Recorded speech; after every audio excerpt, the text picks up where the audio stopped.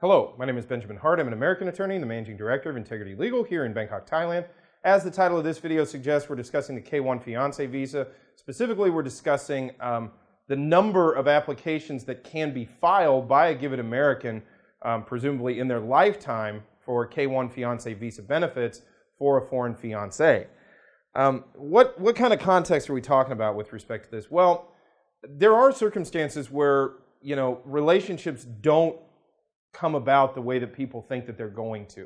I've seen circumstantial situations where a K-1 was sought, the couple reunited in the United States, and then for whatever reason they did not marry, and the foreign fiancé left the U.S. within the 90-day period of time, and a subsequent K-1 was sought later when circumstances were sort of, for lack of a better term, more ripe for the marriage to occur. Those type of circumstances occur for a variety of reasons. There's sort of intangible or unforeseen sort of lifestyle things that change. For example, relatives may pass away and the K-1 fiancé has to leave the country only to come back later. There are also circumstances where the couple might not feel like they're, after further reflection in the United States, after going through the process, they basically say, I don't know if we're ready to be married yet.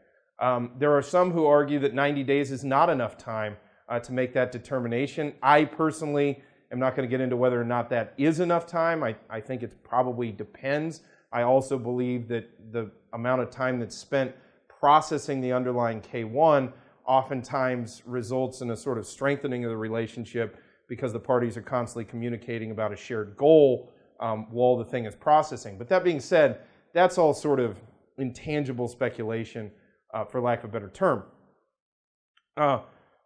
In the past, the K-1 system was somewhat, again, for lack of a better term, abused by folks who would, they used dozens of K-1s to bring in fiancés. I remember years before I was ever in practice or practicing immigration law, seeing like a 60 Minutes or some sort of a documentary news episode about the K-1 and about how there were these folks that were, they would bring in their ostensible fiancé only to use it for 90 days and send them back home. And it was argued at the time that these fiancé visas were being abused. Subsequent to that, there were various changes to the statutory legislation associated with the K-1, most notably the International Marriage Broker Regulation Act, or IMBRA, which basically created certain thresholds associated with the number of K-1s that could be filed. Basically, once one K-1 has been filed for, a subsequent K-1, that multiple filer, for lack of a better term, needs to go ahead and seek a multiple filer waiver. It's been my experience in those cases where it's a K-1 for the same person, especially if it's only the second one and it can be shown that, look, circumstances just weren't ripe for the marriage to occur and things sort of changed, but we want to go ahead and use this subsequent K-1 to go ahead and get married. I've done a number of those over the course of the last 10 or so years. In most of those cases, the multiple filer waiver is relatively straightforward.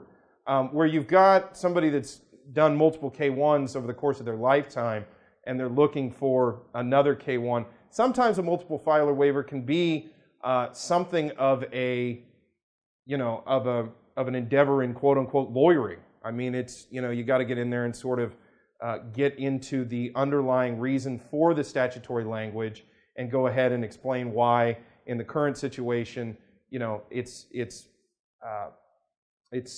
a good idea to go ahead and, waive the multiple filer restrictions. So again, not very often that this happens presently, but again, there sort of was a time when the K-1 was somewhat abused. And for that reason, I think some of these restrictions were created.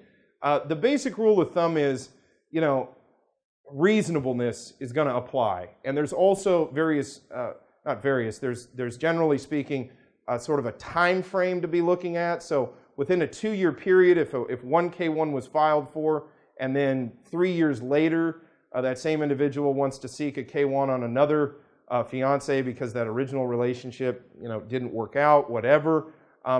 Again, this is going to be circumstantially dependent, but oftentimes that may be workable. But where you've got, half a dozen K-1s being sought in half a dozen years, yeah, there's going to be issues with multiple filings and with the statutory language associated with multiple filings.